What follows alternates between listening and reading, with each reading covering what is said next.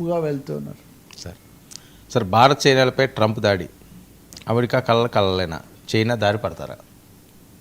ఈ అమెరికా కళ్ళలేనా అన్నది మనం ముందు చూస్తే కనుక వీసా రేటు పెంచడము, $1,00,000 చేయడము, చేసిన తర్వాత దీని ప్రభావం ఎలా ఉంటుందన్నారు. ఏదో కంటి తుడుపులాగా అది ఒక్కసారి వన్ టైం పేమెంటే, మళ్ళీ మళ్ళీ ఉండదు, పాత వాళ్ళకు వర్తించేది ఏదో చెప్పారు, చెప్పగానే ఉపశమనం వచ్చేసింది అన్నట్టుగా మన వాళ్ళు మాట్లాడారు.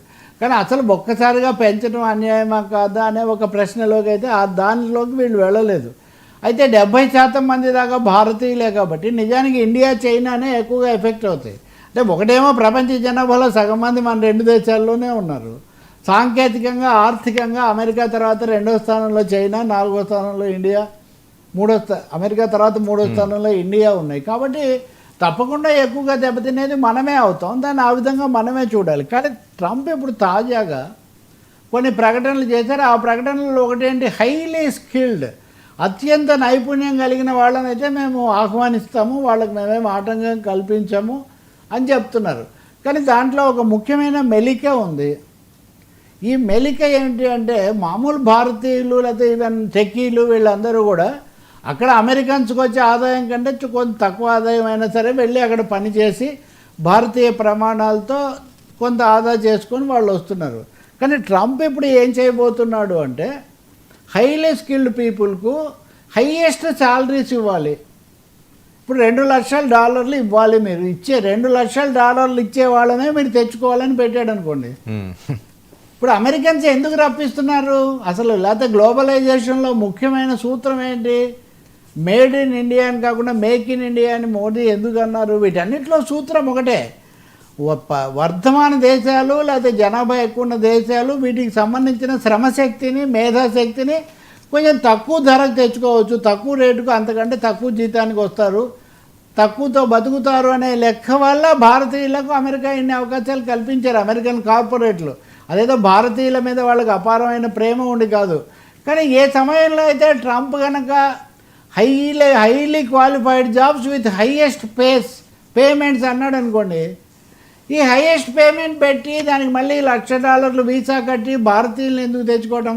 అవును, మన వాళ్ళని మనమే ఇంకేదైనా వేరే పద్ధతుల్లో చేసుకోవచ్చు కదా అనేటటువంటి ఒక కొత్త వలయం లేదా కొత్త పథకం అమెరికన్లకు ఆయన అందిస్తూ ఉన్నారు. ఆ విధంగా పరోక్షంగా ఆయన భారతీయుల యొక్క అవకాశాలకు బ్రేక్ వేస్తున్నారు.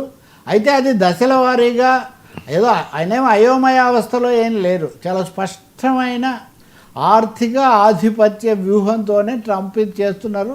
వాళ్ళ దేశంలో ఉద్యోగాలు కల్పించలేని పరిస్థితికి కూడా ఇది ఒక పరిష్కారంగా ఆయన చూస్తున్నారు. అందుకనే మనం మళ్ళీ చెప్పుకోవాల్సింది, చిన్న చిన్న పార్ట్ టైం ఉద్యోగాలు, స్థానిక ఉద్యోగాలకు కూడా ఇప్పుడు అమెరికన్లే ఎగబడుతున్నారు. కాబట్టి ఉత్తర భారతీయులకు అవకాశాలు బాగా తగ్గించాలి, తగ్గుతాయి. తగ్గడమే కాకుండా వర్మ ఏఐ, ఆర్టిఫిషియల్ ఇంటెలిజెన్స్ అనేది చాలా వేగంగా బహుముఖంగా విస్తరిస్తుంది. దాన్ని అదే విస్తరించుకుంటుంది, ఇంకా దాని లక్షణమే అది. అంతకంతకు దాని స్పీడ్ పెరుగుతూ ఉంటుంది. ఎవరో ఒకరు అన్నారు, ఇదివరకు ఏఐ అనేది మొదట 10th క్లాస్ పిల్లోడి స్థాయిలో ఉండేది, అది ఆ తర్వాత జూనియర్ కాలేజీ గ్రాడ్యుయేట్స్ లెవెల్కి వచ్చింది, ఇప్పుడు అది పిహెచ్డి స్కాలర్ లెవెల్లో ఉంది. అంటే ఏఐ అన్నది కూడా ఉద్యోగ అవకాశాలు తగ్గిస్తుంది. దానికి తోడు అమెరికా ప్రభుత్వం యొక్క వ్యూహాలు, ట్రంప్ ఈ రకరకాల ఉన్మాద అహంకార చర్యలు కూడా బాగా తగ్గిస్తాయి. కాబట్టి భారతీయులు జాగ్రత్త పడాలి. పడితే ఏమవుతుంది, ఇప్పుడు చైనా భారత్ మళ్ళీ ఇక్కడ ప్రశ్న వస్తుంది. చైనా వాళ్ళు కే వీసా అని ఒకటి కనిపెట్టారు. సో మా దగ్గరికి రండి, టాలెంటెడ్ పీపుల్కి మేము తలుపులు తీసి ఉంచుతాము అని వాళ్ళు కొత్త తీసుకొచ్చారు. చైనాకు వెళ్తారా? ఇప్పుడు భారతదేశానికి ఇది ఒక పెద్ద ప్రశ్న. మన దేశంలో చైనా బైటింగ్, బ్యాషింగ్ చాలా ఎక్కువ. చైనా అన్న మొహం చూడకూడదు, అసలు చైనీయులు అంటేనే చాలా మనకు పాకిస్తాన్ చైనా ఒకటే అనే వాళ్ళు ఉన్నారు. కానీ చైనా కనుక ఇప్పుడు ఆకర్షణీయమైన అవకాశాలు కల్పిస్తే భారతీయులు వెళ్లకుండా ఎలా ఆపుతారు? ఎవరు ఆపుతారు? రాజ్యాంగం కానీ ఆ విధమైన నిబంధనలు ఏం లేవు కదా. రెండోది ఆర్థిక పరిస్థితి చూస్తే చైనా 2వ ప్లేస్లోనే ఉంది. So first country, first economic power కాదన్నప్పుడు సెకండ్ ఎకనామిక్ పవర్ దగ్గరికి వెళ్ళే అవకాశాలు న్యాచురల్గా వస్తాయి కదా. సో ఈ విధంగా చైనా కే వీసా అనేది మీరు ఒకటి చూశారు, వినాయకుడి విగ్రహాలు కూడా చైనా నుంచి ఎందుకు తెచ్చుకోవాలి అని మన సనాతనవాదులు కూడా చాలా గొడవ చేసిన. ఈ సంవత్సరం కూడా ఆఖరికి ఎవరో చెప్పారు బీజేపీ కేంద్ర కార్యాలయంలో పెట్టిన విగ్రహం కూడా ఇలాగే ఎక్కడో తయారై వచ్చింది అన్న పద్ధతిలో. కాబట్టి చైనా కేసు చూసే ఒక అవకాశం కనిపిస్తుంది. ట్రంప్ విషయానికి వస్తే ఆయన నిన్న మాట్లాడాడు ఐక్యరాజ్య సమితిలో. ఎంత ఘోరంగా తయారయ్యాడంటే అసలు ఈ ఐక్యరాజ్య సమితి వేస్ట్. అది దీనికి అన్నీ ఉన్నాయి కానీ ఏం ఉపయోగం లేదు. ఇక్కడ టెలిప్రాంప్టర్ కూడా పని చేయట్లేదు, ఇక్కడ ఎస్కలేటర్ కూడా పని చేయట్లేదు, అది ఇది అని ఆయన చిందులు తొక్కుతున్నాడు. చాలా ఆశ్చర్యం కలుగుతుంది. అంటే ఐక్యరాజ్య సమితిని ప్రపంచ దేశాలు ఇవన్నీ కలిసి పనిచేయడం మీద ట్రంప్ దాడి చేయదలుచుకున్నాడు. రష్యా ఉక్రెయిన్ యుద్ధం జరగడానికి కారణం ఇండియా చైనా అంటున్నాడు. ఉక్రెయిన్ మీద దాడి కంటే ఇండియా చైనా కారణం అంట. ఇండియా చైనా ఎందుకు కారణం అంటే రష్యాతో నిలబడ్డాయి కాబట్టి. తను ఉక్రెయిన్తో నిలబడ్డాడు కదా, యూరోపియన్ యూనియన్ నిలబడింది కదా. కాబట్టి ట్రంప్ అనేది ఒక విధంగా తీవ్ర స్థాయిలో ఇండియా చైనాల మీద ఆయన దాడి చేస్తూ ఉన్నాడు. దానికోసం వీసాస్త్రంతో సహా అన్నీ ఆయన ప్రయోగిస్తున్నాడు.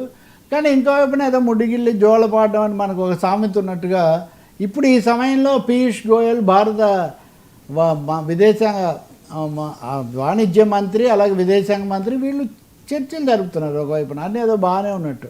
సో ఇక ఈ డబుల్ గేమ్ ఎక్కడో చోట ఎండ్ కావాల్సిన అవసరం అయితే ఒకటి ఉంది. దానికోసం మనం చాలా అలర్ట్గా ఉండాల్సిన అవసరం ఉంది. థ్యాంక్ యూ సో మచ్ రావు గారు. ఇది ఈనాటి ఫ్రాంక్లీ విత్ తెలకపల్లి.